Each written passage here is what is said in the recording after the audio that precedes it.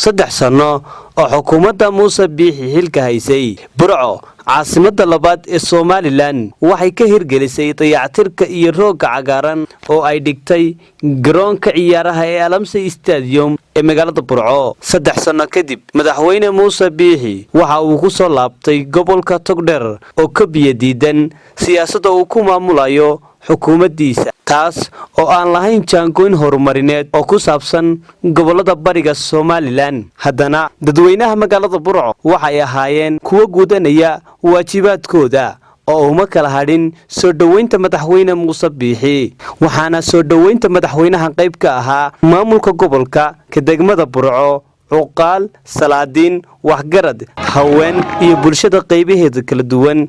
Maamulka gobolka iyo ka degmada Burco ayaa madaxweynaha ku soo dhaweeyay degmada Qoyta. halkan waxaan taaganahay xilliga baxadka inaan soo dhaweyno madaxweynaha qaranka Jamhuuriyadda Somaliland Muuse Biixi Cabdi.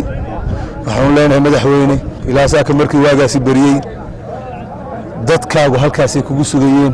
aad iyo aad baan ugu soo dhaweynaa. waxaa ka dheerkayga taagan ururkii haweenka naaw ayaa ka taagan, dadweyne baa taagan, uqaashii baa taagan, salaadiintii baa taagan, aqoonyahankii baa taagan, xildhibaanadii qarankaa taagan, ugaasyadii baa taagan, boqoradii baa taagan. waxaan leenahay guddigood aad iyo aad u soo dhawaada. Madaxweyne Muuse Biixi Cabdi ayaa dhankiisa uga mahadnaqay bulshaweyntii kala duwanaa ee soo dhaweeyay. ilaa dariiqa 20 kiiloomitir soo tagtaan oo oday iyo aydan kala hadan marwo iyo sheekh iyo shariif aad iyo aad baan ala magaca wafti ku hadlay ka mahadnaqaya iyo Soomaaliland oo maqara koonka waa mahadsantihiin. Togdheer markay wadannada timaado xamaasadeeda waa la yaqaanaa, maantana aad baan u muujiseen, aad iyo aad baan mahadsantihiin. degmada Qoytana aad baan ugu mahadnaqaynaa soo dhaweyntan.